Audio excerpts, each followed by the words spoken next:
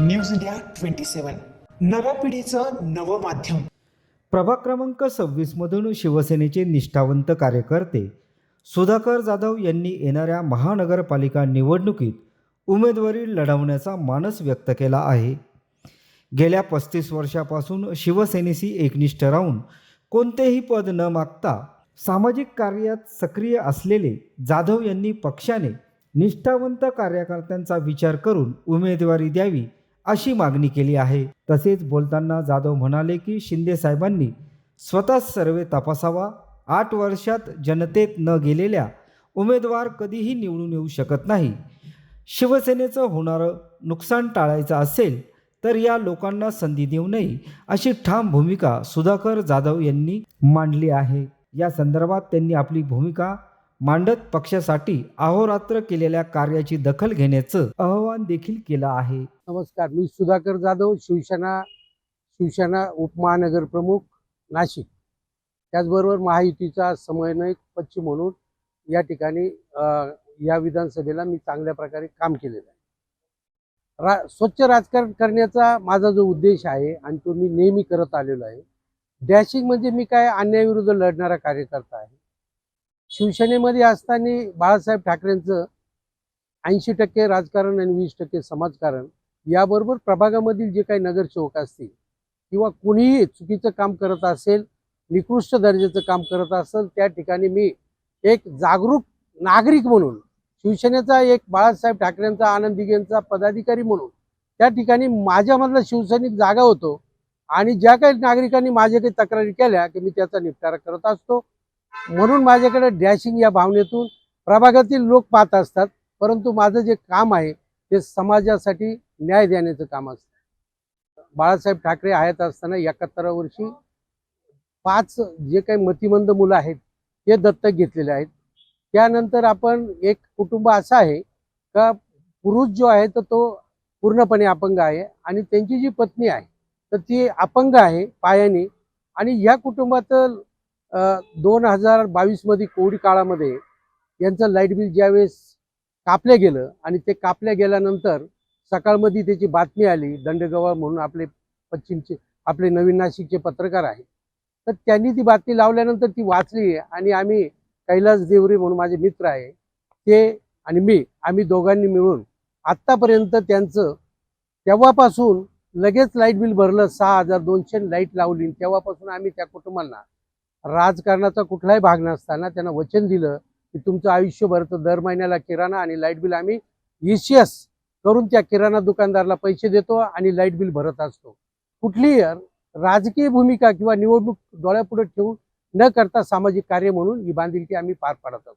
अतिशय सुंदर असा प्रश्न आहे। खरोखर शरीरश्रेष्ठ असे असणारे ज्या जागा मालकाने आणलेले ते काय बॉडीगार्ड होते, ते सगळं आम्ही त्या जागेचा अभ्यास केला आणि त्या ठिकाणी खऱ्या अर्थाने आम्हाला राजकीय आणि त्याचबरोबर पोलीस स्टेशनचं सुद्धा बुधावंत साहेब जे होते आणि त्यानंतर बोरकर साहेब आणि त्या ठिकाणी CP सुद्धा सरंगल साहेब, असे विश्वास नागरे पाटील साहेब, या लोकांनी खूप सहकार्य केलं आणि त्या ठिकाणी माझं नव्हतं जनतेच्या रेट्यामुळे आणि आपण फक्त थोडा फॉलोअप घेतला आणि त्यामुळे ह्या नागरिकांना भव्य दिव्य अशी आजही नाशिक शहरात नवी अशी पोलीस चौकी त्या ठिकाणी मिळाली आणि याचा मला मनापासून खूप समाधान आहे।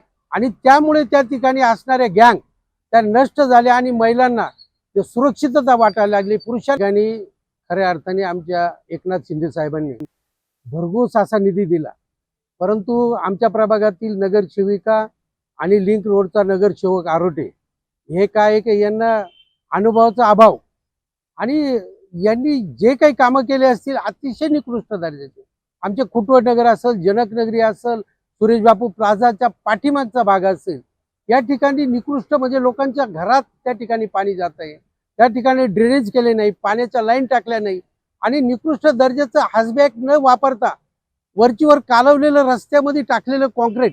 मग याची आम्ही त्या ठिकाणी नागरिकांनी ज्यावेळेस उठाव केला तर त्याची आम्ही PWD, DPDC, त्याचबरोबर महापालिका ह्या सगळ्या यंत्रणेंना आम्ही अशा प्रकारची तक्रार केली, परंतु राजकीय लोकांना वाटलं असेल का सुधाकर जाधवांना सिटिंग करायची, पैसे कमवायचे या उद्देशाने अशा प्रकारची तक्रार केली असेल, परंतु या ठिकाणी त्यांचे वेगवेगळे कॉन्ट्रॅक्टर मला येऊन कोणी दमदाटी देण्याचा प्रयत्न केला, कोणी मॅनेज करण्याचा प्रयत्न केला, परंतु सुधाकर जाधव असा एक व्यक्तिमत्व आहे, जे काम करतो ते स्वच्छ आणि सुरक्षित, कुठल्याही प्रकारे कुठलाही 1 रुपया न कमावण्याचा उद्देश ठेवता परमेश्वर कृपेने माझी नियत अतिशय साफ आहे, त्या ठिकाणी निवेदन दिले आणि त्या ठिकाणी त्या ज्या निकृष्ट जागेचा, निकृष्ट रस्त्याचा पंचनामा केला. आजही तुम्ही लिंक रोडला जाऊन बघा, लिंक रोडचे रस्ते आज असे आहे मित्रांनो, तुम्ही पत्रकार जात असाल बघा, अक्षरशः म्हणजे आपण खेड्यात राहतो का शहरात याचा सुद्धा ठांग पत्ता लागत नाही. 2017च्या निवडणुकीमध्ये आरोटेने आम्ही सगळे मिळून पॅनल होता, त्या पॅनलमध्ये असं ठरलं तर एक आपण कार्यक्रम करायचा, त्यासाठी 70,000 रुपये प्रत्येकी काढायचे. असे 7-8 लोक आम्ही होतो इच्छुक, प्रत्येकाने काढले. निवडणूक आचारसंहिता लागली आणि त्यानंतर तो कार्यक्रम रद्द झाला आणि सदरील पैसे आरोटेकडे जमा होते आणि सदरील पैसे या शिवसैनिकांचे पैसे आहे. हे वारंवार आम्ही पोलीस स्टेशनला तक्रारी, जिथं ज्यांनी ज्या दुकानातून माल घेतला त्यांनी पण सांगितलं की हिने आम्हाला दमदाटी करून त्या ठिकाणचे पैसे तो घेऊन गेला, तरी तो आज देतो उद्या देतो असं करता करता 2 वर्ष गेले.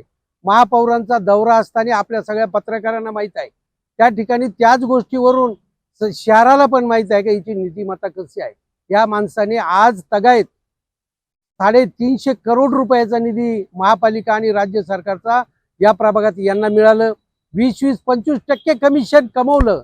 आम्हाला त्याच्याबद्दल कुठलंही वाईट नाही, परंतु एवढे पैसे तुम्ही कमवले याचं वाईट नसताना शिवसैनिकांचे 5-7 लाख रुपये देऊ शकला नाही असा नीतिशून्य असणारा माणूस. त्याचं गाव जे आहे तर ते चोर कवठे असं गावाचं नाव आहे.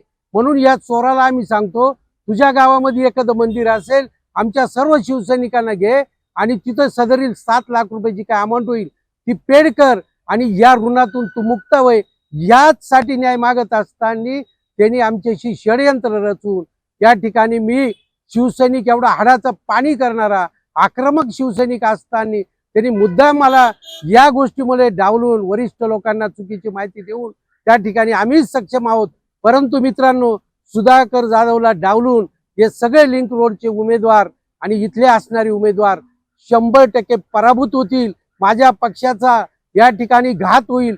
म्हणून मी आजही सांगतो, शिंदे साहेबांना मी स्वतः जाऊन सांगणार आहे का गायकर आणि आरोटेला या ठिकाणी तिकीट देऊ नका. कारण यांचा सर्वे साहेब तुम्ही चेक करा, कुठल्याही प्रकारे 8 वर्षात हे जनतेमध्ये आलेले लोक नाहीये, हे कधी निवडून येऊ शकत नाही.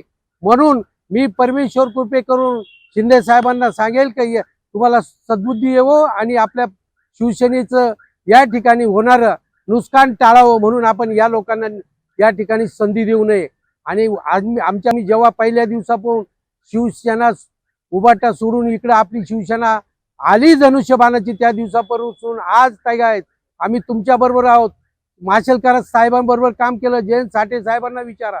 आम्ही लोकांच्या घराघरात जायचो आणि नगरसेवकांना बोलून आणायचो का शिवसेनेत या. त्यावेळेस बाहेर जरी माणूस शिवसैनिक दिसला तर लोक धावायचे, बाकीचे सैनिक, पण आम्ही तुम्हाला साथ दिली. आता तुम्ही आमच्या खऱ्या अर्थाने शिवसैनिक म्हणून कार्यकर्त्याला साथ देण्याची गरज आहे. म्हणून मी तुम्हाला या ठिकाणी विनंती करतो की आमच्यासारख्या शिवसैनिकांना न्याय द्यावा. पक्षाचा आदेश हा सर्वोच्च आदेश असतो. मी 35 वर्षापासून शिवसेनेचं काम करत आहे. पक्ष हा विचार करत असतो खऱ्या अर्थाने कोणाला तिकीट दिलं पाहिजे आणि नाही दिलं पाहिजे. परंतु कधी कधी पक्षाचा अंदाज चुकतो आणि त्या ठिकाणी पक्षाचं होणारं नुकसान हे 100% टाळता येतं. म्हणून मी आजच वरिष्ठ पक्षांच्या जे काही पदाधिकारी त्यांच्या कानावर टाकलेलं आहे. अजूनही परत मी मुंबईला जाऊन एकनाथ शिंदे साहेबांना भेटून मला उमेदवारी भेटो अथवा न भेटो, परंतु या दोघांना उमेदवारी भेटली नाही पाहिजे यासाठी मी पक्षांच्या वरिष्ठ लोकांच्या कानावर टाकणार. या ठिकाणी सुधाकर जाधव स्वच्छ आणि उत्कृष्ट काम करणारा पदाधिकारी आहे, एक कार्यकर्ता आहे. त्या ठिकाणी हे जे काही लोक 8 वर्ष राहिले, 8 वर्षे आमच्या या ठिकाणी कधी भेटायला आले नाही, कधी नागरिकांच्या समस्या सोडवल्या नाही. कोविड काळामध्ये मी स्वतः किराण्याचे किट तयार करून माझ्या कार्यालयात 1-1 किलोमीटरच्या लाईन गोरगरिबांना अन्नधान्य वाटप केलं. त्याचबरोबर लोकांना दवाखान्यात नेलं. त्याचबरोबर जे वाचले त्यांच्याबरोबर राहिलो, जे नाही वाचले, मला सुद्धा 2 वेळेस कोविड होऊन मी सुद्धा मरणाच्या दारातून बाहेर आलेलो आहे. म्हणून मी मरणाला वगैरे कशालाही घाबरत नाही. आणि खऱ्या अर्थाने शिवसैनिकांना न्याय आणि जनतेला न्याय जर द्यायचा असेल तर या नागरिकांची मागणी आहे तर सुधाकर भाऊ तुम्ही उभे राहा, नाही तर सुधाकर जाधवांना हरण्याचं भय नाही आणि जिंकण्याचा मोह नाही. सत्य परेशान हो सकता हे पराजित नाही, हे 100% खरं आहे.